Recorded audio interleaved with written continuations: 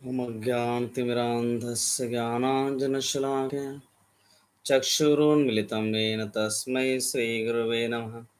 श्रीचैतन्यमनोभीष्टं स्थापितं येन भूतले स्वयं रूप कदा मह्यं ददाति स्वपदान्तिकं। वन्देऽहं श्रीगुरुं श्रीयुतापदकमलं श्रीगुरून् वैष्णवांश्च श्रीरूपं साग्रजातं सहगण रघुनाथान्वितं तं सजीवं साद्वैतं सावधूतं परिजनासहितं कृष्णचैतन्यदेवं श्रीराधा कृष्णपदान् सहगण ललिता श्रीविशाखान्वितांश्च नमो विष्णुपादाय कृष्णप्रेष्ठाय भूतले श्रीमते भक्तिवेदान्तस्वामिनिति नामिने नमस्ते सरस्वती देवे गौरवाणी प्रचारिणे निर्विशेष शून्यवादी पातदेशतारिणे जय श्री कृष्ण चैतन्य प्रभो नित्यानंद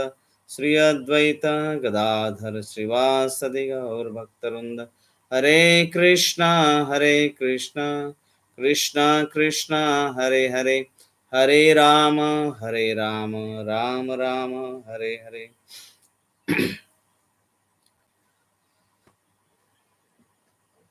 तर मागच्या प्रवचनात आपण बघितलं की सुमंत्र जे दशरथ महाराजांचे सारथी आहेत, मंत्री आहेत, ते भगवान श्री रामचंद्र, लक्ष्मण, माता सीता यांना गंगे किनारी बोटीमध्ये बसून त्याचा निरोप घेऊन परत आले. गुहाक जे राजा होते निषाद राज यांच्याकडे थांबले आणि जेव्हा निषाद राज यांचे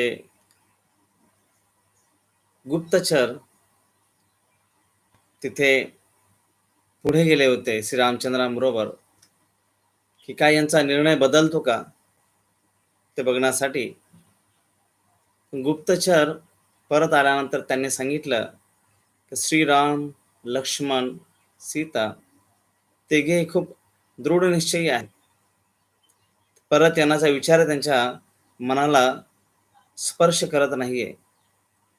माता सीता इतकं कोमल चरण कमल आहेत, इतकं कोमल शरीर आहे, पण त्याही दोघांबरोबर पुढे जाण्यासाठी खूप तत्पर आहेत. आणि हे जेव्हा ऐकलं, सुमंत्र खाली रथ घेऊन अयोध्येच्या दिशेने निघाले आणि श्रीराम, लक्ष्मण, माता सीता हे कुठल्या स्थितीतून जात असतील. ते मंत्री आहेत, एक क्षत्रिय, त्यांना माहिती आहे की हे जंगलाचं वातावरण किती भयानक आहे. या अरण्यामध्ये कसे राजकुमार राहतील, राजकुमारी कसे दिवस काढतील, मनामध्ये कौर माजलेला आहे. आणि त्या स्थितीमध्ये कधी ते अयोध्येमध्ये पोहोचतात त्यांना कळतच नाही. आणि जसे ते रथ अयोध्येच्या द्वारावर पोहोचतात, दरवेळेस त्यांना, कारण की दशरथ महाराजांचे सारथी राहून त्यांना सवय आहे, घोड्यांनाही जेव्हा ते अयोध्येच्या द्वारामध्ये प्रवेश करतात त्यांना कळत नाही की नक्की आपण काही रस्ता चुकलो तर नाही, काही वेगळ्या ठिकाणात आलो नाही. कारण की दरवेळी इतके रथाची शोभा असते, इतके त्यांच्यासाठी तो स्वागत समारंभ असतो. आणि आज इथे कोणी समोर कोणी स्वागतासाठी नाहीये, कोणी तिथे त्यांना फक्त माना खाली घालून, आणि त्यातही तो रथ खाली आलेला आहे हे बघून सर्व अयोध्यावासी त्यांच्या दुःखामध्ये, आणि हे रथ खाली आहे, श्रीराम परत आले नाही याचं दुःख आणि जास्त त्यांना वाटू लागलं. व सुमंत्र पुढे जाऊन जेव्हा राजमहलमध्ये प्रवेश करणार, वशिष्ठ मुनी बाहेरच होते. वशिष्ठांनी बघितलं की सुमंत्र आलेले आहेत, रथ खाली आहे. याचा अर्थ श्रीराम परत आले नाही. त्यांच्याशी एक शब्दही न बोलता वशिष्ठ मुनी सुमंत्राच्या चेहऱ्यानं ओळखलं, श्रीराम येऊ शकले नाही. आता याचा परिणाम काय होणार आहे अगोदरच त्यांना कळालं. कारण श्रीरामांशिवाय दशरथ महाराज, माता कौशल्या हा जो महलमध्ये काहूर माजणार आहे किंवा तिथे भयंकर दुःखद जो प्रसंग घडणार आहे तो न बघण्यासाठी थांबलेलं बरं. कारण वशिष्ठ मुनी रघुकुलाचे कुलगुरू आचार्य आहेत आणि हा दयनीय हृदयद्रावक जेव्हा ते प्रसंग त्यांना बघावा लागेल, त्यांचं धैर्य टिकून ठेवणं कठीण जाईल. एक आचार्य म्हणून सर्वांना धीर देण्याचं कार्य करावं लागणार आहे हे त्यांना माहीत असल्याने, कारण की आता ज्या काही गोष्टी पुढे घडणार आहे, रडणं तर आहेच, पण सर्वांसमोर न रडता एकांतामध्ये जाऊन रडलेलं परवडेल. म्हणून वशिष्ठ मुनी सुमंत्राला बघितलं की श्रीरामांना परत घेऊन आले नाही, तर सरळ आपल्या आश्रमकडे एकांतमध्ये गेले. आणि दशरथ महाराज राम आले नाही हे समजल्यावर, की जसा एखाद्या वासरू हरवल्यावर गायचे कावरी बावरी होते, इकडे तिकडे कावरी बावरे नजरेने दशरथ महाराज बघतायत की श्रीराम कुठे दिसतायत का. आणि श्रीराम परत आले नाही हे सुमंत्राकडून जेव्हा कळालं, ते म्हणतात की मी किती मूर्खपणाने सर्व काही गमावून बसलं. जसं ययाती महाराज होते. ययाती महाराज जेव्हा स्वर्गामध्ये असताना ते आपली स्वतःची वाखाणणी करू लागले आणि जसं स्वतःची स्तुती करू लागले, मी हे केलं, मी अशा प्रकारे राज्य मिळवलं, मी इतकं साम्राज्य केलं. जसं आपल्या स्वतःच्या पुण्याची ते गुणगान करू लागले, तसं तसं पुण्य कमी होऊ लागलं आणि स्वतःच ते स्वर्गातून खाली कोसळले. कारण की स्वतःची स्तुती करणं याने जे काही पुण्य कमवलेलं आहे, जे काही आपल्याला फलश्रुती होणार आहे, ती होत नाही स्वतःचीच फक्त स्तुतिगान केल्याने. तिथं दशरथ महाराज विचार करतात की जसं ययाती महाराजांकडून घडलं, स्वतःच स्वतःच्या पायावर दगड मारून घेतला, तसं मीही माझ्या मूर्खपणामुळे सर्व काही गमावून बसलो. जे माझ्या जीवासाठी सर्वात प्रियतम अशी जी गोष्ट आहे तीच मी हरवून बसलो आहे. आणि अशा प्रकारे ते खाली कोसळले, परत उठण्याचा प्रयत्न करतायत. सुमंत्राला परत श्रीरामांना आणण्यासाठी सांगतायत. तेव्हा सुमित्रा म्हणते की तुमचं मन, दशरथ महाराजांना सांगते, तुमचं मन श्रीरामांच्या विरहामुळे खूप अशांत झालेलं आहे. तुम्ही ह्या अशांत मनाला एक गोष्टीने शांत करू शकता. जेव्हा श्रीरामांबद्दल तुम्ही ऐकाल, काय श्रीराम करतायत, कसं त्यांचं चाललेलं आहे कार्य तिथे, हे जेव्हा तुम्ही ऐकाल, तेव्हा तुम्हाला श्रीरामांबद्दल श्रवण केल्याने तुमच्या मनातलं ही अशांतता कमी होईल. आणि मग तिथे दशरथ महाराज सुमंत्राला प्रश्न विचारतात की माझी मुलं जे वनवासात गेलेले आहेत, ते वनवासातलं जे जीवन आहे, जंगलातलं जीवन, याची त्याने सवय करून घेतली का. राजकुमार होते आणि सीता स्वतःहून हट्टाने तिथे गेले. तिने आपला निर्णय बदलला ना, की बदलला की नाही, की तिच्या निर्णयाबद्दल तिला पश्चाताप झाला की नाही, का असा कठोर निर्णय सीतेने घेतला, असे प्रश्न सुमंत्राला विचारतायत. तेव्हा सुमंत्र म्हणतात की श्रीराम एका क्षणासाठीही राजाने दिलेल्या धर्मापासून विचलित झाले नाही. म्हणजे दशरथ महाराजांना दिलेलं जे वचन आहे ते पालन करण्यासाठी ते जे बाहेर निघालेले आहेत, एक क्षणासाठी त्यांनी सुद्धा मनामध्ये ते विचलित झालेले नाहीयेत. आणि हे जेव्हा ऐकलं दशरथ महाराजांना खूप हृदयामध्ये दुःख आहे, पण त्याचबरोबर श्रीराम मला याच्यासाठी दोषी ठरवत नाहीये, याचंही त्यांना बरं वाटलं, की श्रीरामाने माझी जी स्थिती आहे, मी कसा इथे जाळ्यात अडकलो आहे, हे श्रीरामाने ओळखलं याचं त्यांना बरं वाटलं. तसेच रामाचे सुमंत्र सांगतायत, श्रीरामाची एकच अपेक्षा आहे राजाकडून, दशरथ महाराजांकडून, त्यांची आई कौशल्याची काळजी घ्यावी.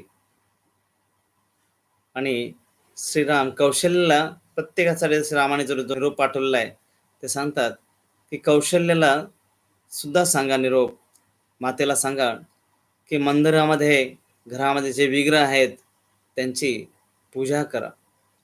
कारण जीवनामध्ये एकच एक गोष्ट आपल्या शाश्वत असते, ते म्हणजे भगवंत. ह्या जगामध्ये ज्या काही गोष्टी आलेल्या आहेत, तशा त्या आपल्यापासून दूरही जाणार आहेत. पण एकच एक भगवंत जे आहेत, शाश्वत आपल्याबरोबर आहेत. म्हणून ते सांगतात, की घरामध्ये, मंदिरामध्ये विग्रहांची सेवा करायला सांगा. तसेच ह्या समयी पतीला, दशरथ महाराजांना प्रेमाची, आदराची खूप गरज आहे. त्यांना अनादर करू नका किंवा त्यांना हिणवू नका. कारण की श्रीराम ओळखतात, की कौशल्या ही खूप दुःखातून जाते आहे. आणि जेव्हा आपला एकुलता एक मुलगा 14 वर्ष आपल्यापासून दूर गेलेला आहे, तो पण कशामुळे? की यांच्या वचनामुळे. कदाचित कौशल्य त्यांना हिणवेल किंवा त्यांना टोमणा मारेल. म्हणून ते त्यांनाही सांगतात, की त्यांचा आदर करा. कोणत्याही इतर राण्यांना, विशेष करून कैकेयीला लांछन लावू नका. म्हणजे विचार करा, की ज्याच्या जीवनामध्ये इतकं भयंकर दुःख आणलेलं आहे, पण त्यांच्या मनामध्ये ज्याने दुःख आणले त्याच्याबद्दलही दो दोष शोधण्याचा किंवा त्यांच्या मनामध्ये त्याच्याबद्दल तिरस्काराचा लवलेशही नाही. अजातशत्रू, तितिक्षवा कारुणिका सुहृद सर्व देहिनाम, अजातशत्रू शांत साधव साधुभूषणम. साधूचं भूषण, एक श्रेष्ठ व्यक्तीचं भूषण काय आहे? की अजातशत्रू. कुणी जरी दुःख दिलं, परंतु त्याला ते दुःख मानत नाही, की त्या व्यक्तीला ते दोष देत नाही. तसेच मातेला सांगा, राजा जेव्हा भरत होईल, भरत राजा झाल्यानंतर त्याचाही एक राजाप्रमाणे आदर करावा. आणि ते सांगतात, की भरत जेव्हा राजा बनेल, तेव्हा भरतलाही काही अ, निरोप द्या. भरतला सांगा, की राजाच्या आज्ञांचं काटेकोरपणे पालन कर. कुणाचं? दशरथ महाराजांच्या आज्ञांचं काटेकोरपणे पालन कर. कैकेयीप्रमाणेच इतर मातांनाही प्रेम दे, आदर दे. विशेष करून कौशल्याला प्रेमाची, आदराची खूप विशेष गरज आहे. आणि सुमंत्र जेव्हा लक्ष्मणने काय सांगितलं, ते जेव्हा सांगायला जातात, ते सांगतात, की लक्ष्मणला राजावर खूप क्रोध आलेला आहे. लक्ष्मण म्हणतो, मी राजाला कधी क्षमा करणार नाही. त्यांच्या मूर्खपणामुळे कैकेयीने आपले कारस्थान करून सर्व काही हरण करून घेतलं. तर मी राजाला कधी क्षमा करणार नाही. अशा प्रकारे सुमंत जे जे तिथून ते निरोप घेऊन आले, ते तिथे सांगतायत. आणि कौशल्य जेव्हा हे सर्व ऐकते, ती कशा प्रकारे श्रीराम वाळलेल्या पानांची शया करून त्याच्यावर विश्राम करतायत. गुहाकडे त्यांना खाण्यासाठी स्वादिष्ट पदार्थ दिले, परंतु श्रीरामाने सांगितलं, की हे सर्व जे पदार्थ आहेत, स्वादिष्ट पदार्थ आहेत, राजाचे घोडे हे राज वैभवात आले आहेत. मी तर आता वनवासात निघालेलो आहे. माझ्यासाठी तुम्ही फळं, कंदमुळं आणा. पण जे घोडे आहेत त्यांना राजेशाही थाटात खाण्याची सवय, त्यांना ते सर्व स्वादिष्ट पदार्थ द्या. अशा प्रकारे हे गवताच्या शयेवर झोपतायत, अनवाणी चालतायत, कंदमुळं खातायत. हे ऐकून कौशल्याला खूप दुःख झालं आणि ती म्हणते, श्रीराम विश्वामित्रांद्वारे प्रशिक्षित आहे, परंतु सीता फुलासारखी कोमल आहे. तिला ती कधीही अशा अ, खडतर जमिनीवर चाललेली नाहीये किंवा सीता कधी ती अ, मऊ गालिचे सोडून कधी बसलेली नाहीये. ती फक्त एकतर गालिच्यावर चालणं, मऊ शैयेवर बसणं किंवा माझ्या मांडीवर बसणं असे स्थान तिला माहिती आहे. आणि ती कशा अवस्थेमध्ये असेल ती. अशा दुःखी कष्टी अ, होऊन कौशल्य तिथे अ, खूप दुःखी झालेली आहे. तर कधी-कधी जीवनामध्ये 2 वाईट गोष्टी घडत असतात. त्याच्यातल्या एका वाईट गोष्टीची निवड करायची असते. तसं माता कौशल्याच्या जीवनामध्ये श्रीरामाला वनात जाऊन देणं आणि श्रीरामाला वनात न जाऊन देणं, दोन्ही वाईटच गोष्टी होत्या. श्रीरामाला वनात जाऊन दिलं, तिला 14 वर्ष विरहात राहावं लागतंय.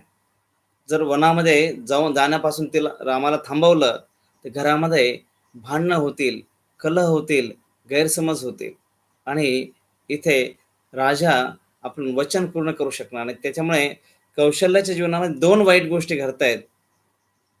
परंतु इथे कौशल्या स्वतःच्या आनंदाचा त्याग करते. राम उन्हात गेले तरी दुःख आहे, नाही गेले तरी दुःख आहे. परंतु इथे माझ्या जीवनामध्ये दुःख येऊ दे, मी सहन करते दुःख, परंतु जे रघुकुल आहे, याची जी नीती आहे, ही बदलू नको. म्हणून श्रीरामांसाठी कौशल्य मार्ग मोकळा करते. पण कैकेयी इथे वैयक्तिक आनंदाचा स्वीकार करते. कौशल्य आपल्या वैयक्तिक आनंदाचा त्याग करते आणि कुटुंब, समाज, दशरथ महाराज हे सर्व रघुकुलाचा ते विचार करते आणि स्वतःचा आनंद त्याग करते. पण कैकेयी इथे स्वतःचा आनंद स्वीकारण्यासाठी पूर्ण अयोध्या तिथे अ, दयनीय स्थितीमध्ये आहे. दशरथ महाराज इतके मृत्यूच्या तोंडात खेचले जात आहेत, पण ते तिने मात्र स्वीकार केलं. तर 2 प्रकारच्या ज्या गोष्टी असतात त्याच्यामध्ये कोण कसं निवड करतोय ते खूप महत्वाचं आहे. आणि मग सुमंत्र सांगतात, की सीता हिने सुद्धा जरी ते खूप एक सुकुमारी आहे, कोमल तिचे चरण कमल शरीर आहे, पण त्या स्थितीमध्ये तिने आपल्या पतीबरोबर हा जो मार्ग स्वीकारलेला आहे आणि किती आनंदाने, समाधानाने तिथे राहते आहे. जसं त्या बगीच्यामध्येच ती राजमहलच्या बगीच्यातच ती फिरते आहे. अशा प्रकारे आणि पुढे काय बोलणार तेवढ्यात ते विसरल्यासारखं केलं त्यांनी, की सीता काहीतरी बोलली होती. परंतु विसरले म्हणून त्याने सांगितलं, तर कौशल्याने ओळखलं, की हे मंत्री आहेत आणि विसरू शकत नाही. परंतु काहीतरी कारणासाठी त्यांनी हे त्याचा आव आणतायत, की मी विसरलोय. हे सर्व होत असताना कौशल्या त्या विरहाच्या भावनेमध्ये श्रीरामांवरच्या सीतेच्या त्या प्रेमामुळे तिचं हृदय अ, खूप दुःखी झालं आणि त्या दुःखी हृदयामध्ये दशरथांनाच ओरडू लागले. ते म्हणते, की स्त्री दोघांवर अवलंबून असते, पती आणि पुत्र. स्त्रीच्या जीवनामध्ये खूप विशेष आधार असतात, पती आणि पुढे पुत्र. माझ्या जीवनामध्ये तुम्ही दोन्ही गोष्टी काढून घेतल्यात. पती शरीराने तो जवळ आहे, पण मनाने खूप दूर आहे. आणि पुत्र तो मनाने खूप जवळ आहे, पण शरीराने खूप दूर आहे. दशरथ महाराज बरोबर आहेत, परंतु मन त्याचं खूप दूर गेलेलं आहे.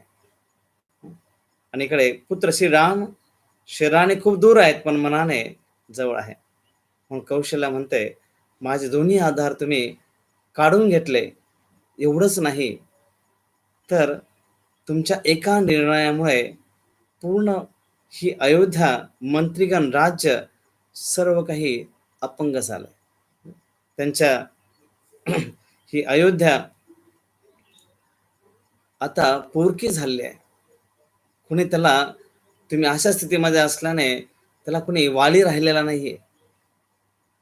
आणि अशा स्थितीमध्ये तुम्हाला नक्कीच गर्व वाटत असेल, की तुम्ही हे जे काही कार्य केलेलं आहे, किती महान कार्य केलंय, की श्रीरामाला तुम्ही वनात पाठवून दिलंय. तर दशरथ महाराजांना सहन होत नाही. अगोदरच ते खूप कष्टी आहेत, दुःखी आहेत आणि ते कौशल्याला म्हणतात, "हे कौशल्य, मी तुला जीवनात खूप दुःख दिलंय, तुला मी दुर्लक्षित केलंय, पण आज एवढा दुःखी आहे, माझा प्रिय राम माझ्यापासून दूर गेलेला आहे. त्याच्यापेक्षा जास्त दुःख मला असूच शकत नाही. पण अशा दुःखामध्ये तू मला हिणवू नकोस. मला तू टोमणे मारू नकोस."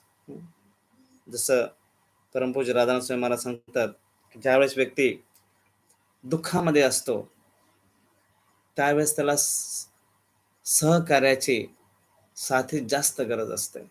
बऱ्याच वेळेस ह्या समाजामध्ये, भौतिक जगामध्ये आपण बघतो, की एखादा व्यक्ती जेव्हा कष्टी असतो, दुःखी असतो, बऱ्याच वेळेस आनंद असताना अनेक लोकं जोडले जातात.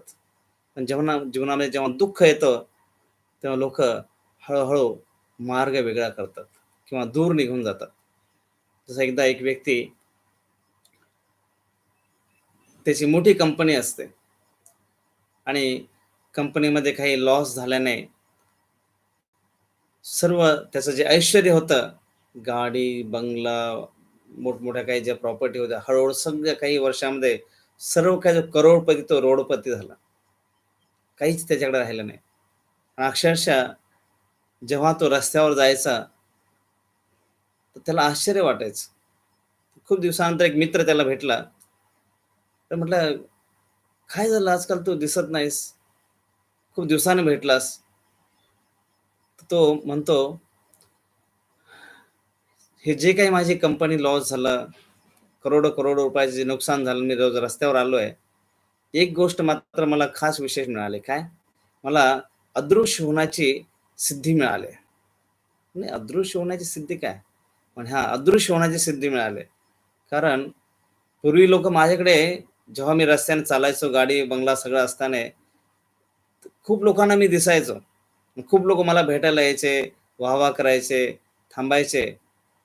परंतु जेव्हापासून मी हरलो आहे, तेव्हापासून मी लोकांना बघतोय, लोकं मला बघतात, पण मी लोकांना दिसत नाही. का? अदृश्य होण्याची सिद्धी मिळाली.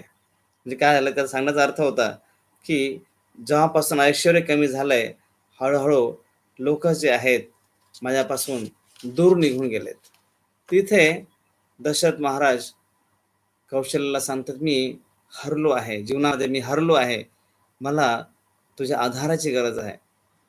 आणि कौशल्य लगेच भानावर येते, की मी काय करते?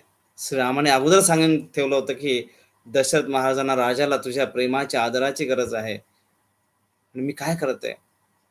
आणि ती सांगू लागली, की "मला क्षमा करा, मला माफ करा. मी श्रीरामाच्या विरहामध्ये काही गोष्टी तुम्हाला बोलून गेले." तर दशरथ महाराज म्हणाले, की "मी समजू शकतो.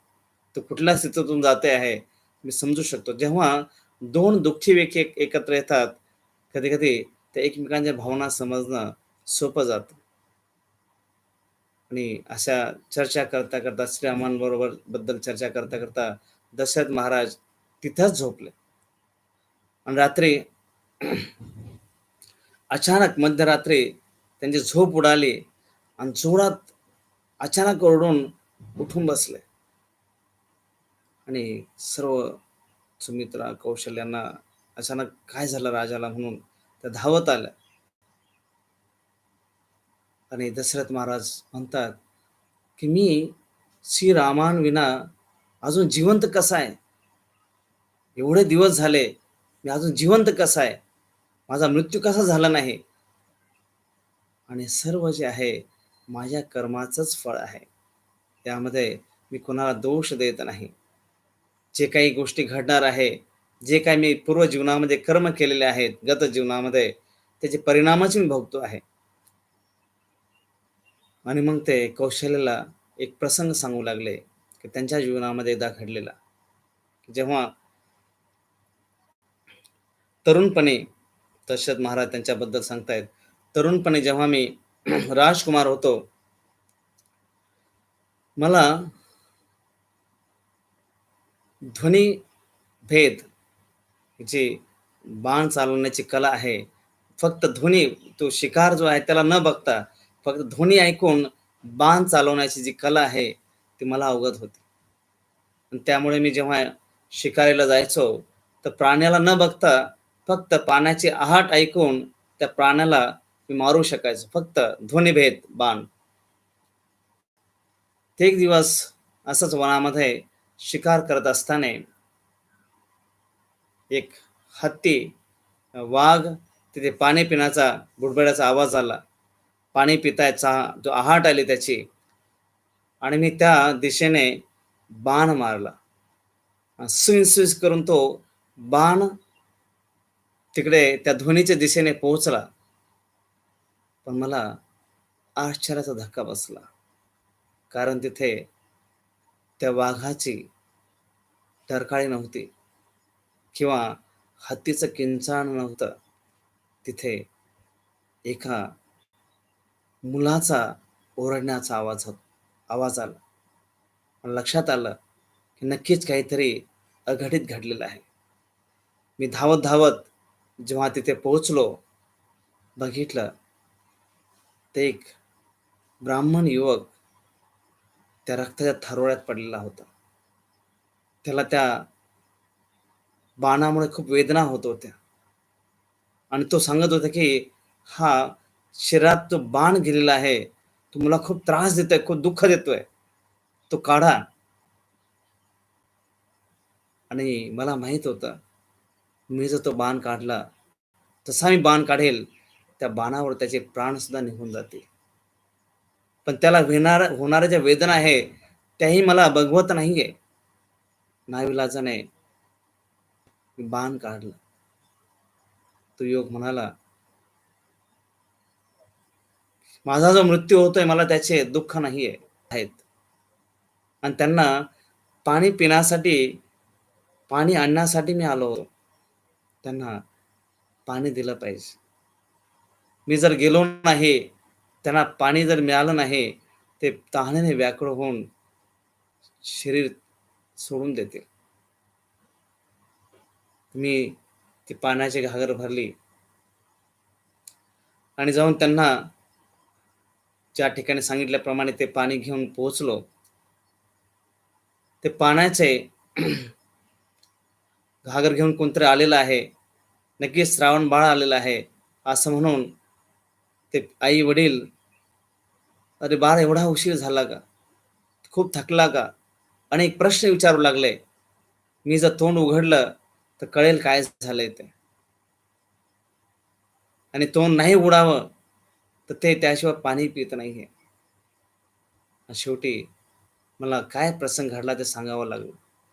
माझा हेतू नव्हता मारण्याचा, परंतु एक प्राणी समजून तो बाण गेला आणि तुमच्या मुलाचा मृत्यू झाला. हे जसं त्यांनाच्या कानावर पडलंय शब्द, ते धराशायी झाले, जमिनीवर कोसळले, बेशुद्ध पडले.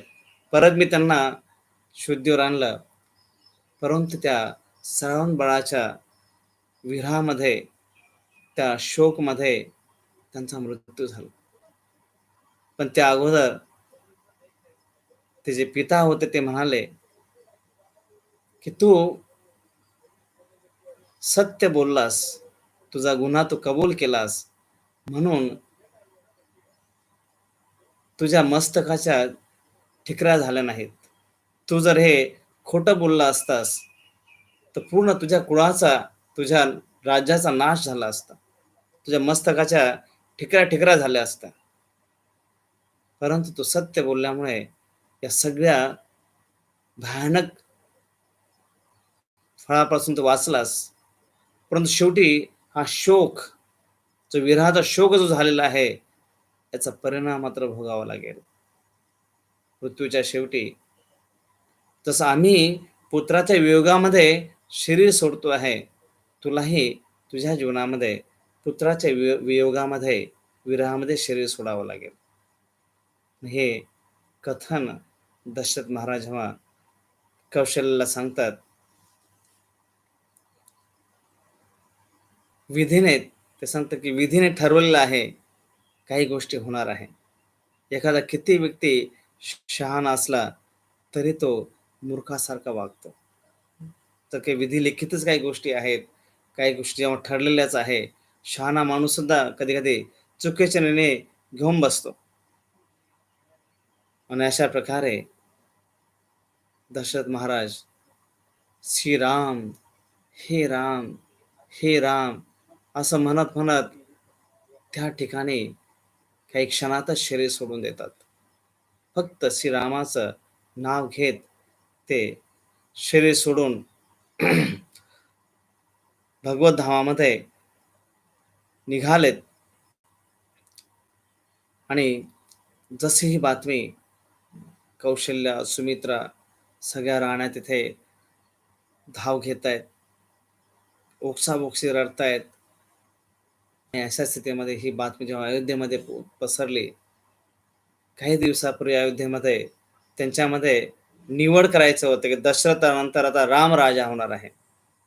पण आज अयोध्येमध्ये अशी परिस्थिती होती, श्रीराम जे राजा होणार तेही निघून गेले होते आणि जे राजा होते दशरथ महाराज तेही सोडून गेले होते. असे अयोध्या पूर्ण पूर झालेले आहे, अनाथ झालेले आहे. वशिष्ठ मुनींना जसा निरोप मिळाला ते घाईघाईत पोहोचले आणि त्यांनी सर्व जे काही घडामोडी होत होत्या त्याचा पुढाकार घेतला. आणि सर्वात पहिली गोष्ट म्हणजे दशरथ महाराजांचं शरीर, कारण की आता राम लक्ष्मण वनात आहेत, भरत शत्रुघ्न हे आजोळाला गेलेले आहे, काही काही देशाला गेलेले आहेत. त्यामुळे पुढच्या विधीसाठी थांबावं लागणार आहे. तेव्हा दशरथ महाराजांचं शरीर तेलामध्ये ठेवण्यात आलं आणि भरत शत्रुघ्न यांना आणण्यासाठी सुमंत्राने लगेच घोडस्वार जे संदेशवाहक आहे ते पाठवले, जे की खूप संवेदनशील आणि विश्वास पात्र पाहिजे. कारण काही ज्या गोष्टी असतात, कुठे बोलावं, केव्हा बोलावं हे खूप महत्वाचं असतं. म्हणून विशेष गुप्तचर संदेशवाहक जे आहे, ज्याच्यामध्ये विशेष 5 जे अयोध्याचे होते ते म्हणजे सिद्धार्थ, विजय, जयंत, अशोक आणि नंदन असे विशेष संदेशवाहक तिथे पाठवण्यात आले. आणि यांच्या जीवनामध्ये आता संदेशवाहक जे होते, आरामात जायचं, रस्ता चांगला आहे, परंतु जर लवकरात लवकर जर पोहोचवायचा निरोप तर जीवाचं रान करत खडतर रस्ता जो शॉर्टकट असेल तो घेणं गरजेचं होतं. आणि भरत जेव्हा तिथे कैकेयीमध्ये पोहोचतील, भरतला कुठल्याही प्रकारच्या घटनेचं वर्णन करता कामा नये, कुठल्याही प्रकारचा त्यांना संशय येता कामा नये. ही खूप मोठी जबाबदारी त्यांच्यावर सोपवलेली होती. हळूहळू ते काही दिवसामध्ये पोहोचले आणि कैकेयी देशातील गिरिराजपूर जे भरत महाराजांचं आजोळ होतं तिथे पोहोचले. आणि हे सकाळी पोहोचणार, रात्री पोहोचणार. त्या रात्री भरतला खूप भयानक स्वप्न पडलं. स्वप्नामध्ये ते बघतायत की वडील एका उंच डोंगरावर, टेकडीवर पळतायत आणि त्यांना त्यांच्या मनामध्ये भयंकर भीती निर्माण झालेली आहे. शरीर पूर्णपणे चिखलाने माखलेलं आहे, काळे कपडे घातलेले आहेत आणि माझ्याकडे बघतायत, न बघितल्यासारखं करतायत. मी त्यांच्याकडे बघण्याचा प्रयत्न करतोय पण नजर होत नाहीये.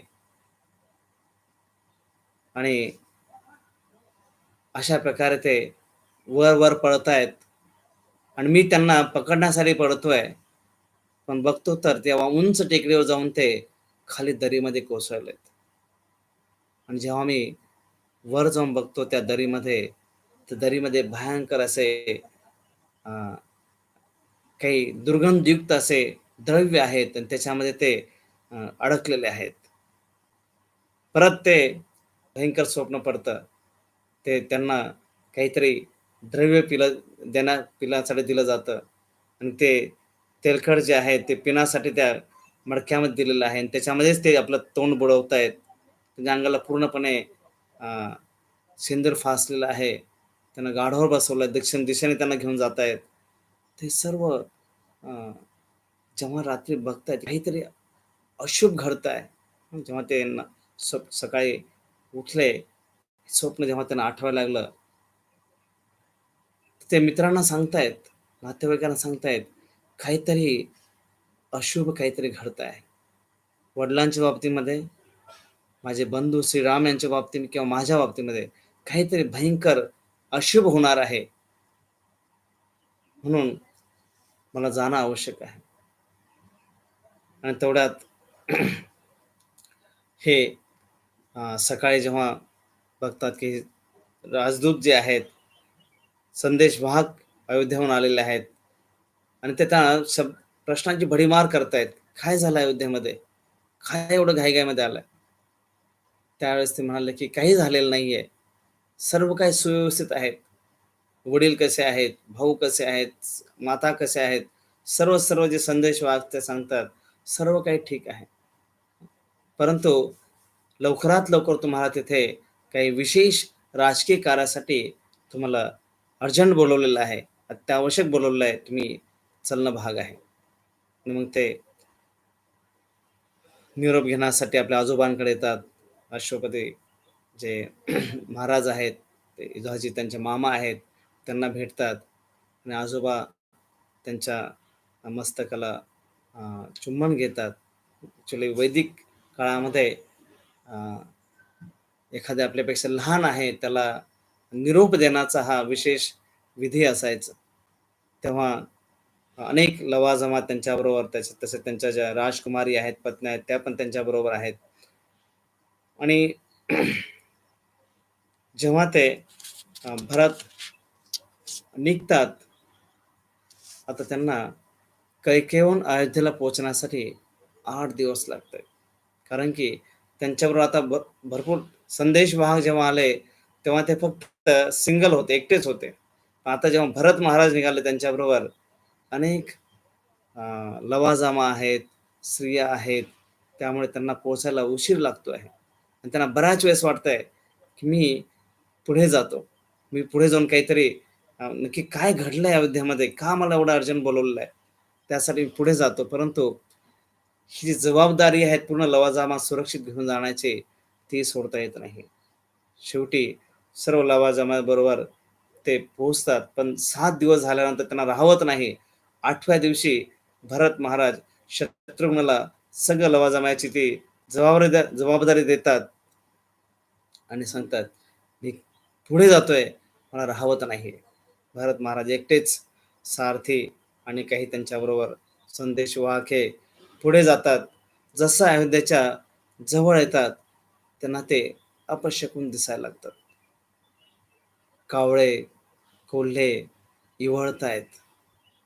पशु जे आहेत, गायी गोठ्यामध्ये आहेत, माना वर करत नाहीये, अश्रू ढाळतायत.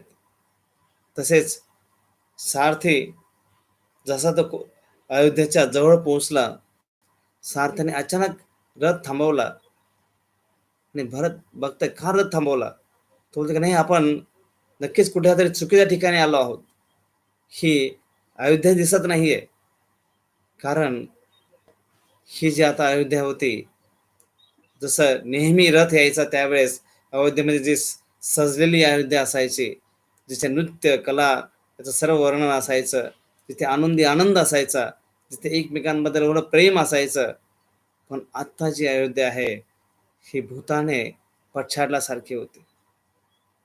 इथे बगीचे, घरं बऱ्याच महिन्या वर्षापासून कोणी त्यांना बघितलेलंच नाहीये. असे दुर्लक्षित सगळे बगीचे होते. तसेच पूर्ण अयोध्या ही सुनसान झाली होती. नगरात कुणाच्याच चेहऱ्यावर असा उत्साह दिसत नव्हता.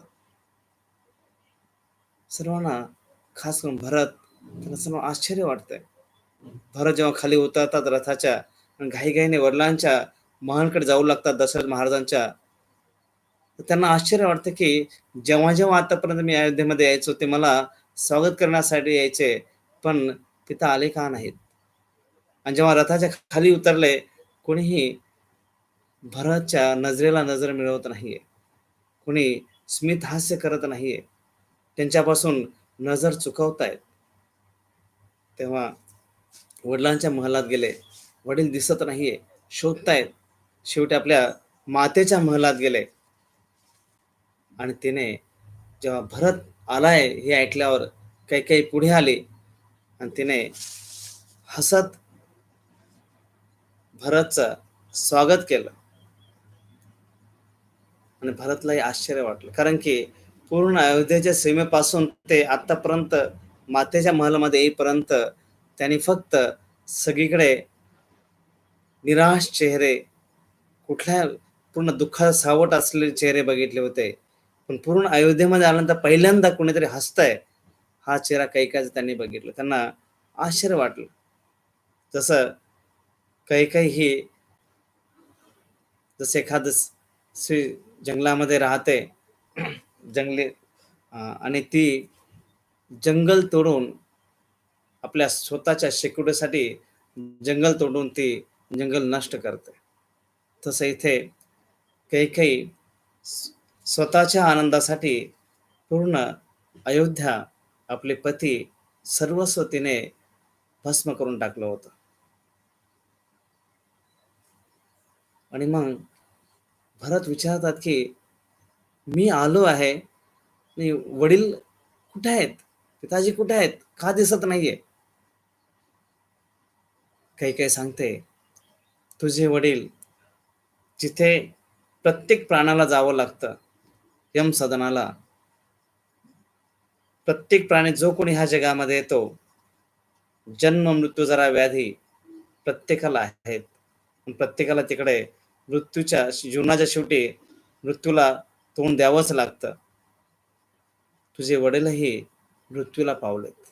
जसं ही बातमी ऐकली, भरतचं शरीर नखशिखांत एकदम थरकाप झाला.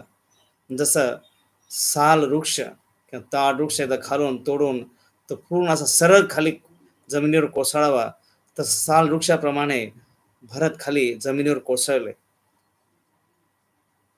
आणि त्यांना आपल्या आईच्या व्यवहाराबद्दल खूप दुःख वाटलं, कारण की कैकेयी इतकी सहज नाटकीय भाषेमध्ये ती म्हणाली की बुद्धिमान लोक नश्वरतेबद्दल शोक करीत नाही. तू कितीही रडल्याने तुझे वडील परत येणार नाहीये. रडायचं थांब आणि उठ. आता हे जे तत्वज्ञान आहे, भगवद्गीतेमध्ये सांगितलेलं आहे, वेदांमध्ये सांगितले जे तत्वज्ञान आहे, हे कधी एखाद्याला दुःखातून बाहेर आणतं, तर कधी एखाद्याला दुःखी करू शकतं. का? की तत्वज्ञान कधी बोललं जात आहे, कोण बोलतंय, कुणाला बोलतोय, कुठल्या भावनेने बोलतोय, हे खूप महत्वाचं आहे. तर ज्ञान कुठे द्यावं ते सुद्धा खूप महत्वाचं आहे. समोरची व्यक्ती जरी गोष्ट चांगली आहे, जरी हे मृदू वचन त्या व्यक्तीसाठी चांगलं वचन आहे, परंतु तो बोलण्याचा माझा अधिकार आहे का? ही वेळ योग्य आहे का? कोण मी मी बोलण्यासाठी पात्र आहे का? कधी बोललंय, कोण बोललंय, कोणाला बोललंय आणि कुठल्या भावनेने बोललंय, ह्या गोष्टी खूप महत्वाच्या आहे. जरी ज्ञान विषय योग्य असेल तरी. तसं हेच ज्ञान जेव्हा की नश्वरतेबद्दल शोक करू नये, किंवा देहिनोस्मिन्नता देहे कौमारम यवनम जरा तथा देहांतर प्राप्त धीरस्तत्र होती. की गीतेचं हे दुसऱ्या अध्यायामध्ये सांगितलेलं आहे की शरीर जे आहे हे बदलणारच आहे. धीर व्यक्ती जो आहे ह्या जे स्थलांतर याच्यामुळे दुःखी होत नाही, विचलित होत नाही. पण जेव्हा हेच ज्ञान भगवान श्रीकृष्णाने अर्जुनाला दिलं, तेव्हा अर्जुनाचं काय झालं होतं? नष्ट मोह स्मृती लब्ध तत्प्रसादात मयाच्युत. अर्जुन काय सांगतात गीतेच्या शेवटी? नष्ट मोह, हे कृष्ण, हे वासुदेव, माझ्या मनामध्ये मोह निर्माण झाला होता, पण तुमच्या ह्या वचनांनी, तुम्ही दिलेल्या ह्या ज्ञानाने नष्ट मोह मोह दूर झालेला आहे. आणि आता मला योग्य काय अयोग्य काय कळू लागलेलं आहे. तोच प्रसाद तुमच्या कृपेने शक्य झाला.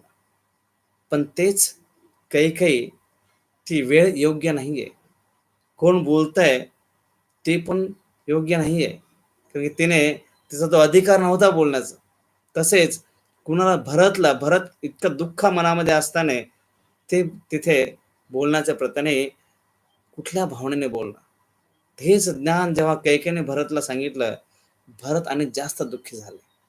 हं. कृष्णाने जेव्हा अर्जुनाला दिला, अर्जुनाचा मोह दूर झाला. पण ते कैकेयी जेव्हा सांगू लागली, की तो भाव जे ज्ञान देण्याचा जो हेतू होता हा चुकीचा होता.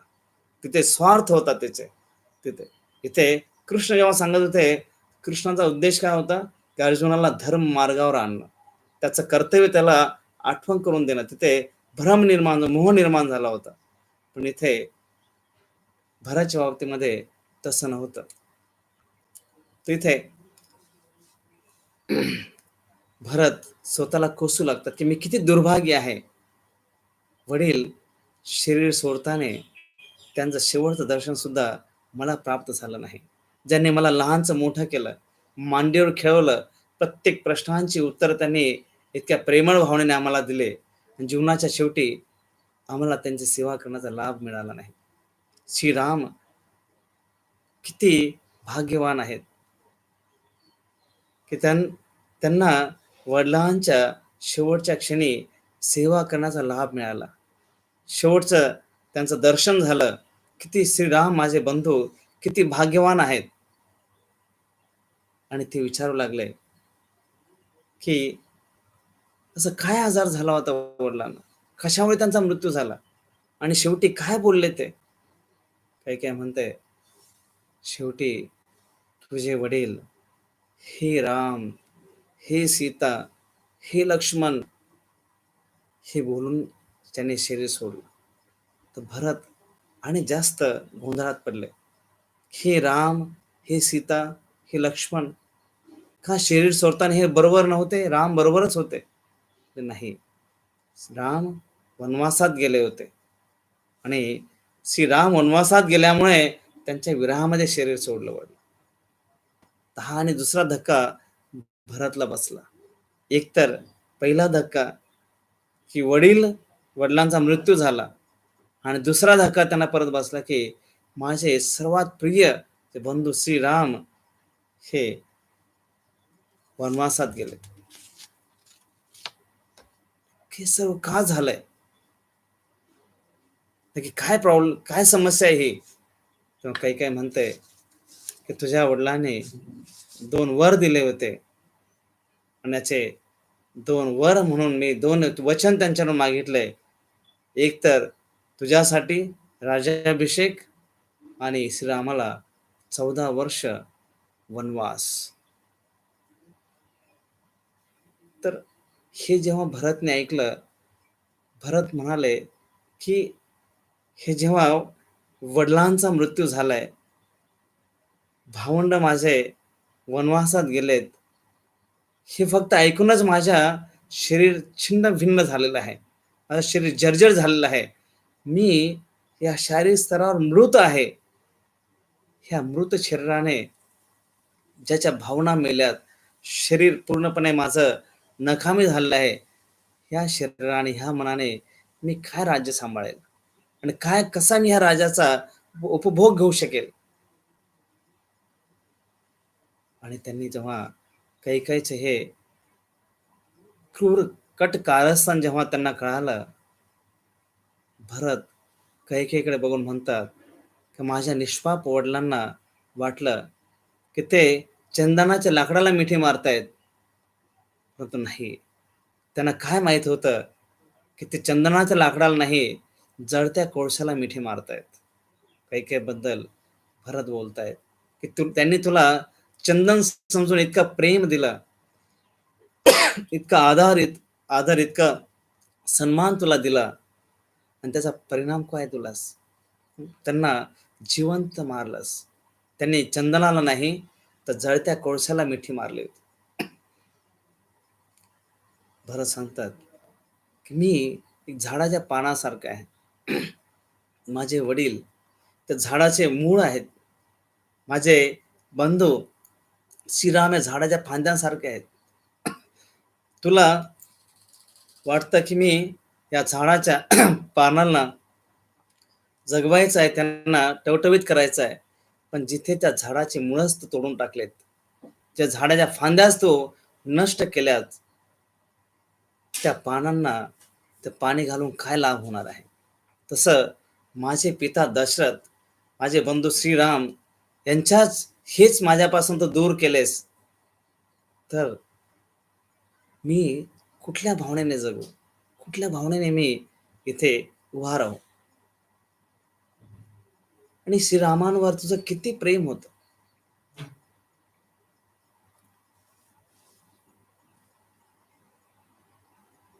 इतक्या प्रेमाने श्रीरामांची तो देखभाल करायची.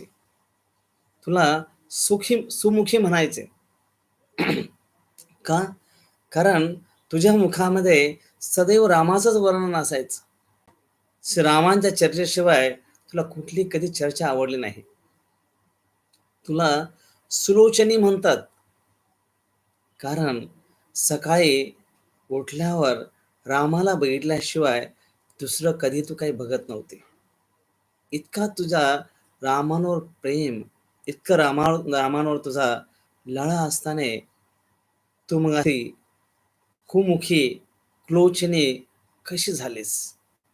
कुठल्या तोंडाने तू रामाला वनवासात जाण्याचा वर मागितलास? ज्या रामाच्या दर्शनाशिवाय, त्यांना बघितल्याशिवाय त्याचा दिवस सुद्धा सुरू होत नव्हता, त्या रामाला 14 वर्ष तू वनवासात पाठवलं. ही दुर्बुद्धी तुला सुचली कुठे? ही कशी तुझी बुद्धी ही बदलली? आणि तुझी कुठलीही दुष्ट कुठ योजना असली, परंतु मी यशस्वी होऊ देणार नाही. रामाचं जर तुझ्यावर इतकं प्रेम नसतं, तुझं प्रेम सुकलं असेल, पण मला माहिती आहे रामाचं तुझ्यावर खूप प्रेम आहे. ते खूप तुझा आदर करतात. हे जर तुझ्यावर रामाचं प्रेम नसतं, तर तुला अयोध्येच्या बाहेर हद्दपार केलं असतं. हे क्रूर कार्य केल्याबद्दल मी तुला हद्दपार केलं असतं, हाकलून दिलं असतं. म्हणजे त्या स्थितीमध्ये सुद्धा भरत श्रीरामांच्या भावनांचा विचार करतायत. आपण कुठल्या स्थितीमध्ये कुठले अ, निर्णय घेतो, हे खूप महत्वाचं आहे. जीवनामध्ये प्रसंग येणार, अनेक विचलित करणारे आपण कसं सांभाळतोय, हे खूप महत्वाचं आहे. तर आणि ते कैकेयीला समजावतात की तो इक्ष्वाकू कुळात, तुला माहिती आहे की परंपरा आहे की जो कुळातला मोठा पुत्र असेल, मुलगा असेल, त्याचाच राज्याभिषेक होतो, तोच राजा होतो. आणि फक्त इक्ष्वाकू कुळामध्ये नाही, तर कैकेयी देशात हीच परंपरा आहे की मोठा पुत्र हा राजा होतो. एवढंच काय, तुझ्या देशाचं नाव जे आहे केकय, हे कशावरून आलंय? कुकू वरून आलंय.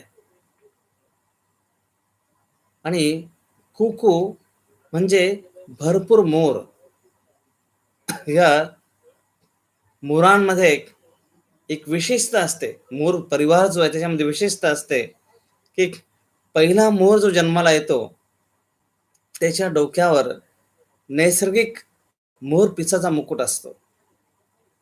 जो मोर असतो, मोर परिवार जो आहे त्याच्यामध्ये पहिला मोर जो जन्माला येतो, त्याच्या मस्तकावर मोर पिसाचा मुकुट असतो. पुढचे जे मोर जन्माला येतात, त्यांच्या मस्तकावर तो नैसर्गिक मुकुट नसतो. म्हणजे त्या मोरांमध्ये सुद्धा ती पद्धत आहे, परंपरा आहे. पहिला जो जन्माला येतो, तो राजा होतो किंवा त्याच्या मस्तकावर तो मुकुट असतो. हे सर्व असताना तू कसं हे कार्य केलंस? आणि तुला कौशल्याचं दुःख कळालं नाही का? तुलाही पुत्र आहे. कौशल्याचा पुत्र दूर गेल्यानंतर तिला काय वेदना होतील याचा तुला विचार आला नाही का? प्राण्यांना सुद्धा कळतं, काय दुःख असतं, वेदना काय असतात. प्राण्यांना सुद्धा आपले पिलं मरतात, वासरं मरतात तेव्हा त्यांना सुद्धा खूप दुःख होतं. तुला हे कळालं नाही का? ते एक उदाहरण देतात की वशिष्ठांची गाय कामधेनू कशा प्राण्यांना सुद्धा भावना असतात. आणि एक दिवस एक शेतकरी 2 बैलांना शेतामध्ये काम करून घेतोय आणि त्या बैलांना तो इतकं अति कष्ट देतोय, की ते वेदनेने व्याकुळ झालेले आहेत प्राणी 2 बैल आणि त्यांच्या जीवनामध्ये जरी तिचे वासरं नाहीयेत त्या वशिष्ठांच्या गायीचे, दुसऱ्यांचे वासरं आहेत, दुसऱ्यांचे ते बैल, दुसऱ्या गायीचे बैल आहेत, पण तरी पण त्या वशिष्ठ मुनींच्या गायीच्या डोळ्यातनं गरम अश्रू वाहत होते. का त्या बैलांचं दुःख तिला बघवत नव्हतं. तेव्हा हे अत्याचार करताना तुला जराही कल्पना आली नाही का? अयोध्यावासींवर काय बेतेल? कौशल्याला काय दुःख होईल? हं? जराही तुला विचार आला नाही का? मग भरत महाराज खूप तिथे कोसळतात, दुःखी होतात. ज्या प्रकारे दशरथांकडून वचन घेताना कैकेयीने जसे आपले सगळे आभूषण इकडे-तिकडे फेकले होते आणि सगळे वस्त्र अस्ताव्यस्त झाले होते. तीच अवस्था इथे आता भरतची झाली होती. पण तिने वचन मागण्यासाठी केली होती आणि ते भरतने आता हे सर्व जे काही मागितलं होतं ते त्यागण्यासाठी ही अवस्था झाली होती. कौशल्य भरत कौशल्याच्या महालमध्ये जातात आणि कधी-कधी व्यक्तीवर कशी विचित्र परिस्थिती येते, तिथे भरतच्या जीवनातून आपण बघतो. कैकेयीला वाटलं की भरत हे सर्व स्वीकारेल आणि कौशल्य ज्यांच्यावर ते खूप प्रेम करतायत, पण कौशल्याच्या महलमध्ये गेल्यानंतर परत तिलाही असाच गैरसमज झाला, की आता भरत कैकेयीच्या हा जे कट कारस्थान आहे, तोही सामील आहे. आता तुला राज्य मिळालेलं आहे, तू सुखाने राज्य कर. फक्त तू राजा झाल्यावर एकच काम माझ्यासाठी कर, मला श्रीरामाकडे सोडून ये. मला फक्त माझ्या श्रीरामाकडे तू सोडून ये. तर भरतला खूप दुःख होतं, की कौशल्याला वाटतंय, की मी ह्या कट कारस्थानामध्ये सामील आहे. ते कौशल्याच्या चरणावर लोळण घेतात. "हे माते, तू विचार तरी कसा केलास, की मी हा श्रीरामाशिवाय हे राज्य स्वीकारू शकेल. श्रीराम माझ्या जीवापेक्षाही प्रेम आहे माझं त्यांच्यावर. हे कदापि शक्य होणार नाही, की श्रीरामाशिवाय मी हे राज्य स्वीकारेल आणि हे सर्व मान्य आहे, की मोठा मुलगा हाच राजा होत असतो. तशा प्रकारे रामायणमध्ये जो प्रमुख रस आहे, तो करुण रस आहे. रामायणमध्ये आपण बघतो प्रत्येक जण रडतायत, पण कुणी आपल्या स्वतःसाठी रडत नाही. प्रत्येक जण दुसऱ्यांसाठी रडतोय. या ग्रंथात फक्त दुसऱ्यांचे दुःख बघून रडतायत. हा जो रस आहे रामायणाचा तो करुण रस म्हटलेला आहे. आणि भरत इथे विचार करतात, की जरी कौशल्याने माझ्यावर आळ घेतला, पण ते चुकीचं नाहीये. कारण जेव्हा कोणी निंदा करतं किंवा आपल्यावर आळ घेतं, ते विचार करणं आवश्यक आहे, की ती व्यक्ती का निंदा करते? का माझ्यावर आळ घेते? हे आळ घेणं किंवा माझी निंदा करणं, मला ओरडणं, हे वैयक्तिक फायद्यासाठी आहे, की त्या व्यक्तीचं वैयक्तिक दुःख आहे? काहीतरी त्या व्यक्तीला काहीतरी याच्यातून प्राप्त करायचं आहे, की वैयक्तिक दुःखातून ती व्यक्ती जाते, म्हणून काहीतरी आळ घेते किंवा काही गैरसमज झालेला आहे. दुसरा विचार करणं आवश्यक आहे, की ज्यावेळेस कोणी निंदा करतं किंवा आपल्यावर आळ घेतं, ही निंदा ती व्यक्ती आपल्या सन्मानासाठी करते आहे का? की व्यथित आहे? आणि तिसरं गोष्ट विचार करणं आवश्यक आहे, की त्या व्यक्तीला निंदा करण्याची सवय आहे, की नेहमीच काही ना काही कारण घ्यायचं आणि कोणाला तरी लांछन लावत बसायचं. हा त्या व्यक्तीचा स्वभाव आहे का? म्हणजे ज्यावेळेस एखादी व्यक्ती आळ घेते किंवा आपली निंदा करते, या 3 गोष्टी तिथे पडताळून बघणं आवश्यक आहे, की व्यक्ती का निंदा करते? वैयक्तिक फायद्यासाठी आहे, की तिचं वैयक्तिक दुःख आहे? दुसरा विचार, की त्या व्यक्तीला काहीतरी त्याच्यातून सन्मान प्राप्त करायचा म्हणून आपल्याला खाली दाखवण्याचा प्रयत्न करते. आणि तिसरं, निंदा करण्याची त्या व्यक्तीला सवय आहे का? तर भरत इथे बघतात, नाही, माता कौशल्याचा स्वभाव नाही आहे. ती वैयक्तिक ते दुःख जे आहे, श्रीरामांप्रती जे प्रेम आहे, त्यामुळे त्या दुःखातून तिच्या तोंडातून शब्द येत आहेत. नाहीतर तिचा तो स्वभाव नाहीये. तर ह्या वैयक्तिक जीवनामध्ये प्रत्येक व्यक्ती जो आहे, 3 नाणे आपल्याबरोबर घेऊन जात असतो. कुठले 3 नाणे? प्रत्येक नाण्याच्या 2 बाजू आहेत.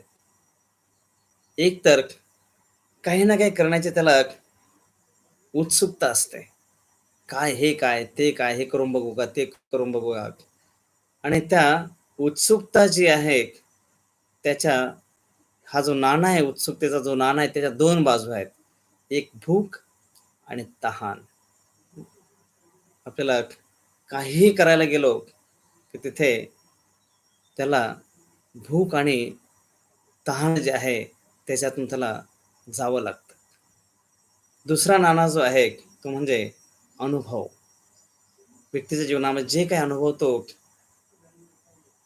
त्याचे साठा घेऊन चाललेला आहे. त्याच्या 2 बाजू आहे. आनंद आणि दुःख. जे आपल्या जीवनातले अनुभव आहेत, त्या अनुभवांमध्ये कधी ते अनुभव आपल्याला दुःख देतात, कधी आनंद देतात. आणि तिसरा जो नाणं आहे, तो म्हणजे अस्तित्व. जे आपलं हे जे अस्तित्व ह्या भौतिक जगामध्ये, त्याच्या 2 बाजू आहेत. जन्म आणि मृत्यू.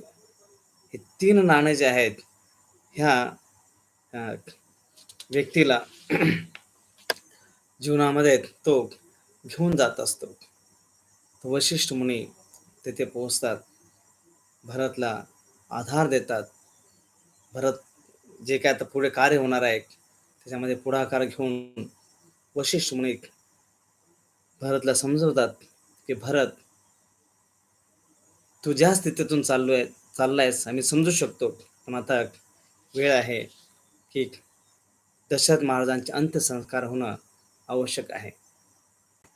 दशरथ महाराजांचे अंत्ययात्रा जी आहे, त्याची पालखी निघते. पूर्ण अयोध्यावासी एक अनाथ बालकाप्रमाणे दशरथ महाराजांच्या त्या अंत्ययात्रेच्या पालखीकडे बघतायत. सोने चांदीचे नाणे तिथे हं, वितरतायत किंवा ते फेकतायत. रेशमी वस्त्र ते दान दिले जात आहेत. आणि जेव्हा अंत्यसंस्काराची तिथे वेळ येते, चितेवर चंदनाच्या लाकडांची चिता बनवलेली आहे. दशरथ महाराजांचे राजवैभवामध्ये ते शरीर त्या चितेवर ठेवलं जातं. आणि भरत महाराज त्यांना अग्नी देतात. आणि अग्नी देऊन उलट्या 3 प्रदक्षिणा करतात. हे जे अंत्य इतर वेळी जेव्हा आपण कुठेही प्रदक्षिणा करतो, कुणालाही जेव्हा प्रदक्षिणा करतो, आपला हात उजव्या बाजूला त्या गोष्टीला ठेवून आपण प्रदक्षिणा करतो. पण जेव्हा अंत्यसंस्काराच्या वेळेस त्या व्यक्तीला डाव्या बाजूला ठेवून उलटी प्रदक्षिणा केली जाते. का? तर त्याचा अर्थ असा आहे, की जे काही आता आपण गुंतवलेलं आहे, त्याचा वाइंड अप करायची वेळ आहे. म्हणून ती उलटी प्रदक्षिणा. आपण दोरा गुंडाळतो असा आणि मग उलटा फिरवला की तो वेढा निघतो. तर तिथे अनवाइंड करण्यासाठी ते उलटी प्रदक्षिणा केली जाते. आणि मग प्रत्येक प्रदक्षिणाच्या वेळेस खांद्यावर जे मडकं आहे त्याच्यामध्ये पाणी एक प्राण असल्यासारखं आहे आणि प्रत्येक याला त्याला छेद केलं जात आहे. तर छेद करणं म्हणजे तो जीव, तो मडकाचं शरीर आहे त्याच्यातून तो प्राण बाहेर येण्याचा त्यासाठी तो त्याचं प्रतीक आहे आणि छेद करणं आणि तो प्राण त्या शरीरातून बाहेर आलेला आहे. आणि तिसऱ्या 3 प्रदक्षिणा झाल्यानंतर ते मडकं फोडतात आणि म्हणजे आता हे शरीर सर्व काही संपलेलं आहे आणि मागे न बघता पुढे जाणं, ते तिथे व्यक्त करणं, की आता हा शरीर संबंध संपलेला आहे. तशा प्रकारे मग तिथे एक अंत्यसंस्कार होतात आणि 12 दिवस ते सूतक, 12 दिवस जे खास नातेवाईकांना तिथे एक त्या व्यक्तीबद्दल प्रेम व्यक्त करण्यासाठी, चर्चा करण्यासाठी ती एक वेळ असते. त्याला सूतक म्हटलं जातं, की ज्या दिवसामध्ये शरीर भावना एवढी जास्त असते, की त्या शरीर भावनेच्या मुळे त्यावेळेस इतर जे धार्मिक कार्य किंवा पूजापाठ जे आहेत, ते करत नाही. कारण की त्या वेळामध्ये इतकी त्या शरीराबद्दल, त्या व्यक्तीबद्दल एवढी चर्चा असते, की जेणेकरून तिथे ते मनामध्ये भगवंत आणणं खूप कठीण जातं. आणि 12व्या दिवशी ते विधी होतात आणि 13व्या दिवशी सर्व विधी 12व्या दिवशी विधी झाल्यानंतर 13व्या दिवशी भरत शत्रुघ्न ते एकत्र चर्चा करतायत आणि अचानक त्यांना एक आवाज येतोय, की पैंजणांचा आवाज आहे, सुंदर बांगड्यांचा आवाज आहे आणि एकदम नटून-थटून कोणीतरी तिथे एक महलमध्ये, जे की हा जो अयोध्येचा जो शोकाकुळ वातावरण होतं, त्याच्यामध्ये ते अनुकूल नव्हतं. अनुकूलच नव्हतं, ते निंदनीय होतं. असंच ते इतकं नटून-थटून कोणीतरी तिथे चाललेलं आहे. आणि तेवढ्यात एक शिपायाने मंत्र्याला बघितलं, की नटून-थटून तिथे एकदम स्माईल करत, हास्य करत तिथे चाललेले आहे, खेळत. तर तिची मान पकडली आणि शत्रुघ्नाच्या हातात दिलं. सांगितलं, "ही जी उलट आहे, ही जी दुष्ट स्त्री आहे, हिच्यामुळेच सर्व जे काही अयोध्यामध्ये भयानक गोष्ट घडली आहे, हिच्यामुळे घडलेलं आहे. हिनेच राणीला भडकवलं आणि त्यामुळे एवढं शोकाकुळ वातावरण झालेलं आहे." शत्रुघ्नने मंत्र्याला पकडलं, तिच्या केसांना पकडून तिने घसरत-घसरत त्या जमिनीवरती घेऊन येत आहेत आणि तिला जमिनीला आपटतायत, भिंतीवर आपटतायत. तिचे सगळे दागिने जे आहेत, इकडे-तिकडे अस्ताव्यस्त पसरलेले आहेत आणि हार तुटलेले आहेत, मणी इकडे-तिकडे पसरतायत. तेव्हा सगळ्या दासी ज्या आहेत, सैरावैरा इकडं-तिकडं पळू लागल्या. कौशल्याच्या महलमध्ये शिरल्या. त्यांना माहिती आहे, की जर आपणच हातात सापडलो, तर शत्रुघ्न आता कोणाला सोडणार नाही. इतका क्रोधी झालेला आहे. आणि तेवढ्यात कैकेयी धावली आणि भरतकडे जाऊन सांगितलं, "भरत, मंथरेला वाचव. तूच वाचू शकतो." आणि भरत घाईघाईत तिथे पोहोचले आणि भरत शत्रुघ्नला शत्रुघ्न स्त्रीला मारणं हे आपले बंधू श्रीराम यांना कधीच आवडणार नाही. तिला इजा करणं सुद्धा श्रीरामांना आवडणार नाही. ब्राह्मण, गाय, स्त्री यांना यांच्यामध्ये श्रीरामांचा विशेष आदर आहे. हे जर तसं जर नसतं, श्रीराम जर याच्यामध्ये दुःखी होणार नसते, तिला मीच अगोदरच कधीच ठार केलं असतं. तर भरत यांचा भाव, राग, ताल हे नेहमी श्रीरामांच्या सेवेत आहेत आणि त्यामुळे श्रीरामांचा भाव काय, राग काय, ताल काय हे सदैव भरत जाणतात. जरी शरीराने खूप दूर असले, पण भावनेने एक मेव आहेत, एकजूट आहेत. तर दुसऱ्या दिवशी भरत विश्राम करतायत, शत्रुघ्न विश्राम करतायत आणि सकाळी प्रातःसमयी अनेक राजथाटामध्ये तुताऱ्या, शंख, अनेक प्रकारचे ढोल आणि खूप अशा शुभ वाद्यांद्वारे भरतच्या महल समोर तिथे त्यांना उठवण्यासाठी सर्व अ, राजजन आलेले आहेत. आणि जसं त्यांनी भरतने ऐकलं, झोपेतून उठले आणि जसं ते ऐकलं, आपल्या कानावर हात ठेवले, लगेच उठून सर्व त्यांना सांगू लागले, की आत्ताच्या आता हे बंद करा. मी राजा नाहीये. मी राजा होणारही नाहीये. का तुम्ही हे सर्व करताय? पाठीमागे कोपऱ्यामध्ये एक वशिष्ठ मुनी होते. वशिष्ठांनी एक परीक्षाच घेतल्यासारखं होतं, की भरत अ, कारण की व्यक्ती जेव्हा झोपेमध्ये असतो, झोपेमध्ये कधी-कधी सुप्त विचार जे आहेत, भावना ज्या आहेत, त्या बाहेर येतात. आपल्या मनामध्ये काहीतरी चाललेलं असतं आणि कधी-कधी त्या गोष्टी स्वप्नामध्ये दिसतात. तसे इथे कदाचित स्वप्नामध्ये जरी भरतचे असेल, की मी राजा बनेल, तर ते सुद्धा इथे ओळखलं जाऊ शकतं. तर वशिष्ठाने जेव्हा हे सकाळी-सकाळी जेव्हा पाठवून बघितलं, की झोपेतून उठल्या-उठल्या सुद्धा भरत हे स्वीकारायला तयार नाहीये, की मी राजा होऊ शकतो. त्यांनी कळालं, की सुप्त अवस्थेमध्ये सुद्धा किंवा सबकॉन्शियस सूक्ष्म मनामध्ये सुद्धा भरत राजा होण्याचा विचार करत नाहीये.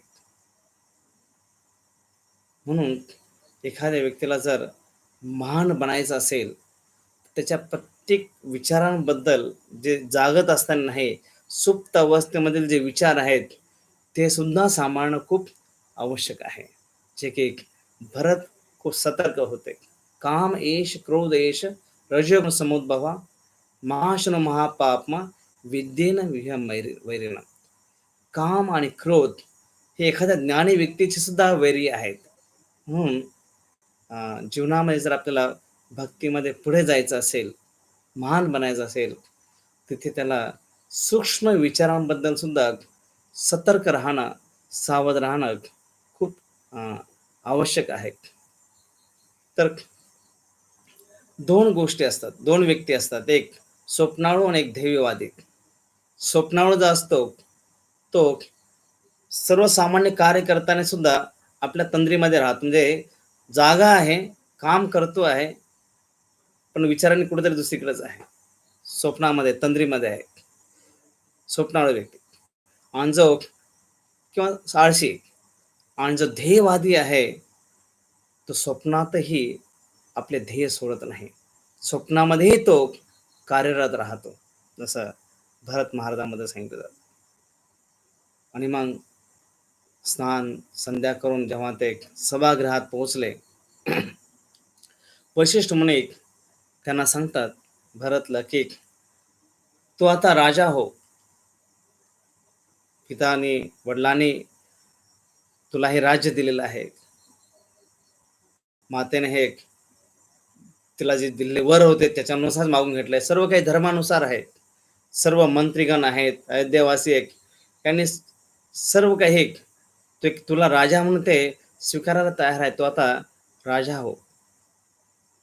हे जेव्हा भरत महाराजांनी ऐकलं, त्यांनी स्पष्ट नकार दिला. ते म्हणाले, की नग्न व्यक्तीवर अलंकार व्यर्थ आहेत. रोगी व्यक्तीसाठी भोग व्यर्थ आहेत. एखादा नास्तिकासाठी वेद मंत्र व्यर्थ आहेत. प्राणाशिवाय व्यक्ती किती सुंदर असला ते व्यर्थ आहे. तसं हे सर्व ऐश्वर्य माझ्यासाठी रामाशिवाय व्यर्थ आहे. म्हणून त्याचं नाव आहे भरत. भरत म्हणजे ज्यांचा श्रीरामांसाठी पूर्ण पृथ्वीचा भार ते सांभाळायला तयार आहेत. रामाशिवाय राज्यही नको आहे. सर्व काही त्यांना देण्यासाठी तयार होते, परंतु काय म्हणले, हे सर्व माझ्यासाठी व्यर्थ आहे. राज्य आणि मी, आम्ही दोघेही श्रीरामाची संपत्ती आहोत. जर राज्य आणि मी दोघे रामाची संपत्ती आहोत, एक संपत्ती दुसऱ्या संपत्तीवर राज्य कसं करू शकेल? एक संपत्ती दुसऱ्या संपत्तीचा राजा कशी होऊ शकेल? कारण की आम्ही दोघेही, मी आणि राज्य दोघेही श्रीरामाचे आहोत. तिसरं कारण ते सांगतात, फक्त सद्गुणी व्यक्तीच राज सिंहासनावर बसू शकतो. आणि श्रीरामांचा स्तर सद्गुणांमध्ये माझ्यापेक्षा खूप उंच आहे. आणि ज्या स्थितीमध्ये मी आज आहे, माझ्यासारखा पापीला राजा बनवताच पृथ्वी पाताळात जाईल. एक नम्रता, स्वतःला एक निम्न स्तराला ठेवून एक उच्च जबाबदारी सांभाळणं, तो भरतचा स्वभाव. आणि पुढे सांगतात की तुम्ही सांगितलं की वशिष्ठ मुनी त्यांना सांगतं की पुरुष जो राजा होता, ययाती त्याचे वडील, त्याला शुक्राचार्यांचा शाप मिळाला आणि त्यांचं वृद्धत्व आलं तरुणपणामध्ये. आणि त्यांचे 5 पुत्र होते. त्यांच्याकडे सगळ्यांकडे त्यांनी जेव्हा तारुण्य मागितलं, कोणी दिलं नाही. पूर्व जे होते त्यांनी दिलं. आणि म्हणून जीवनाच्या शेवटी पूर्वला त्यांनी राज्यही दिलं आणि त्याचं तारुण्यही दिलं. तसं वडिलांनी तुला हे एक राज्य दिलेलं आहे.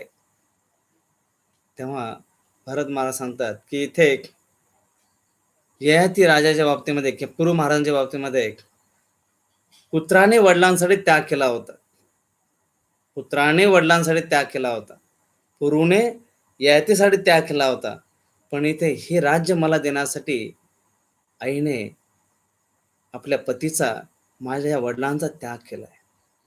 माझ्या वडिलांना इथे मृत्यूला विळखा मिठी मारावी लागली मला हे रक्तरंजित राज्य देण्यासाठी. जे आसन माझ्या वडिलांच्या रक्ताने माखलेलं आहे, ज्या आसनावर अनेक हजार लाखो अश्रू जे आहेत ढाळले गेलेत, ते आसन मी कसा स्वीकार करू शकतो. आणि कुणी म्हणत असेल की धर्मानेच हे राज्य तुझ्यापर्यंत आलेलं आहे, त्या सभेमध्ये कुणी आहे की जो व्यक्ती म्हणेल कैकेयीने धर्माने हे सर्व काही मिळवून दिलंय? जर असं असेल मग हे त्रेतायुग नाहीये, तर कलियुग असलं पाहिजे. कारण की त्रेतायुगामध्ये अशा गोष्टी होऊ शकत नाही. अशा गोष्टीला त्रेतायुगामध्ये कोणी धर्म म्हणू शकत नाही. जर हा म्हणत असाल मग हे त्रेतायुग नाहीये, कलियुग आहे. आणि असं म्हणून भरतने तेथे नकार दिला राजा होण्यासाठी. राज्याभिषेकाची जे काही साहित्याची तयारी केलेली होती, सामग्री होती, त्याला प्रदक्षिणा केली आणि म्हणाले की अयोध्याचा राजा होण्यासाठी कोण योग्य असेल ते फक्त श्रीरामच आहेत. वशिष्ठांना खूप आनंद झाला. त्यांच्या डोळ्यातनं आनंदाश्रू वाहू लागले आणि ते म्हणाले, माझं जे प्रशिक्षण होतं व्यर्थ गेलं नाही. आज खरी गुरुदक्षिणा भरतने मला दिली आहे. तिथे कारण भरत विचार करतायत, जसा भ्रमर जो असतो, भुंगा जो असतो, त्याच्या पंखांच्या तुलनेमध्ये त्याचं वजन जास्त असतं. पण तरी भ्रमर उडतो. कशाच्या आधारावर? त्याचा जो दृढता जी असते त्याच्या आधारावर तो उडत असतो. तसं ते कैकेयीने निर्माण केलेलं जे जाळं होतं इतकं भयंकर होतं, इतकं मोठं वजनदार होतं की त्याच्या खाली भरत सहज दाबले गेले असते. परंतु भरतने दृढता, निर्धार, पक्का निश्चय, श्रीरामच राजा होणार हा पक्का निर्णय जो आहे, निश्चय जो आहे, दृढता जी आहे, त्याच्या आधारावर भरत हे सर्व सहन करू शकले. आणि ही सर्व बातमी जेव्हा बाहेर पसरले, अयोध्यावासी खूप आनंदी झाले. कारण की सर्वांना श्रीराम राजा म्हणून पाहिजे होते. पण जे का आता येत आहे, नाविलाजाने त्यांनी स्वीकारही केलं असतं. परंतु जेव्हा भरत बाहेर आले, सर्व अयोध्यावासी एक जण त्यांना म्हणतात, भरत, तू श्रीरामाच्या प्रेमाचं मूर्तिमंत स्वरूप आहेस. तुझ्या आईने केलेल्या चुकीमुळे कुणी जर तुझा तिरस्कार केला तर तो अनंत काळासाठी नरकात जाईल. कारण जरी कैकेयीने दुष्ट बुद्धीने हे केलं असेल मंत्राच्या चुगलीने, परंतु तू तर रामाच्या प्रेमाचं मूर्तिमंत स्वरूप आहेस. दुसरा व्यक्ती म्हणतो, जसा नागाच्या फणावर मणी असतो, परंतु नागाच्या विषाने तो विषारी होत नाही. उलट तो मणी नागाचं विष कमी करण्यासाठी मदत करतात. वशिष्ठ मुनी येथे भरतला सहज जीवनाची संधी देतात. एक राजा होण्याचं, वैभव भोगण्याचं एक संधी भरतला वशिष्ठ मुनी देत आहेत. परंतु भरत सहज जीवनाचा, कम्फर्टेबल सहज जीवनाचा स्वीकार न करता राईट, योग्य जीवनाचा स्वीकार करतात. तसं महाराज भरत यांच्या जीवनाचा आदर्श घेऊन आपण आपल्या भक्तिमय मार्गाच्या जीवनामध्ये सहज, कम्फर्टेबल एक उपभोगाचं जीवन, त्याचा जर तिथे निवड असेल, योग्य की सहज, तिथे योग्य, राईट, धर्म धर्माच्या नुसार जे मार्ग आहे त्याचा निर्णय घेणं, हे भरत महाराजांच्या जीवनातून आपण शिकू शकतो. तर अयोध्येमध्ये श्रीरामांशिवाय अयोध्या ही शोकाकुळ होती. तिथे फक्त शोक, दुःख, विरहाच्या वेदना. इथे मग माता कौशल्य आहे, माता सुमित्रा आहे, दशरथ महाराज आहे, भरत महाराज आहे, अयोध्यावासी आहेत. हे सर्व फक्त श्रीरामांच्या शिवाय, रामांविना अयोध्येमध्ये शोकाकुळ आहेत. आणि जीवनामध्ये त्या श्रीरामांच्या प्रेमामुळे विरहाच्या वेदनाच्या सागरामध्ये बुडालेले आहेत. असे पण त्यामध्ये भरत जे विचार आहेत, भरतची धार्मिकता आहे, याच्यातून आपण शिकू शकतो की किती जरी जीवनामध्ये दुःखाचे डोंगर कोसळले, व्यक्ती धर्माचरण करणार जर असेल, त्या सागरातून तो परत बाहेर येऊन धर्माचं आचरण करू शकतो. हरे कृष्ण कृष्ण कृष्ण हरे हरे, हरे राम राम राम हरे हरे. भगवान श्री रामचंद्र की, भरत महाराज की, श्रील प्रभुपाद की. खूप खूप धन्यवाद. हरे कृष्ण.